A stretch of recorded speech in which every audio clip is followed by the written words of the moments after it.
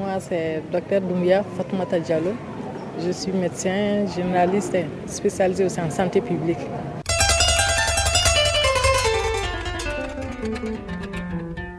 Le premier niveau, c'est le CESCOM, donc le centre de santé de référence. C'est le deuxième niveau de référence. Le CESCOM il réfère ici. Nous sommes au niveau intermédiaire avant d'aller au niveau central. Donc c'est le deuxième. Ça veut dire qu'au niveau du plateau technique, qu'est-ce qu'on trouve dans un centre de référence comme celui-ci?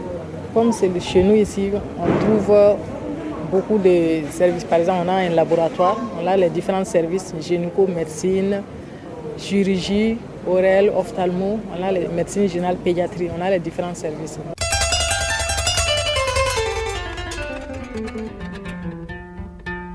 Ici, à notre niveau ici, on a la numération formule sanguine, l'HBS, la goutte épaisse, le Vidal, le sérodiagnostic du Vidal, le CBU et la sérologie HIV aussi, on le fait. Ils ont peur de la stigmatisation, surtout du côté du VIH surtout. C'est la stigmatisation, ils ont peur d'être stigmatisés. Mais avec le temps, je pense que maintenant, là, ça fait quelques années. Au début, on a eu beaucoup de problèmes. Les gens refusaient, il y avait beaucoup de refus. Mais maintenant, ça va. On accepte, les femmes acceptent d'aller faire les analyses. Même actuellement en consultation, il y a même en dehors de la PTM, dans le cadre du VIH en général, les gens viennent chez nous au bureau. Ah, je suis venu, je vais faire mon test VIH. Chaque jour, on en rencontre. Maintenant, ça veut dire que les gens, la population commence à comprendre la nécessité de se faire dépister.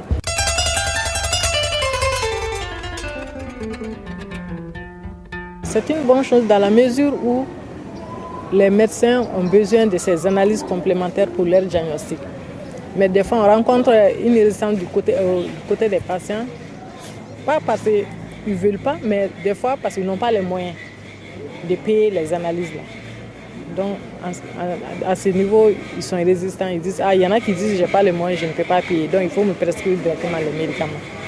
Même aujourd'hui, on a rencontré des cas. On voulait faire des analyses, il dit qu'il n'a pas les moyens de payer ces analyses-là.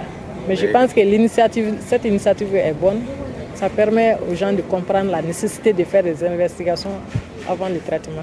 La formation est très importante pour le plan de carrière de tout personnel de santé.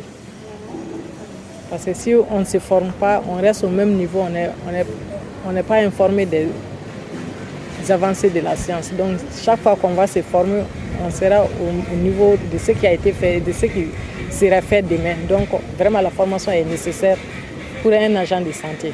Bon, moi je souhaiterais continuer d'exercer ma fonction, surtout comme je me suis spécialisée dans la communauté.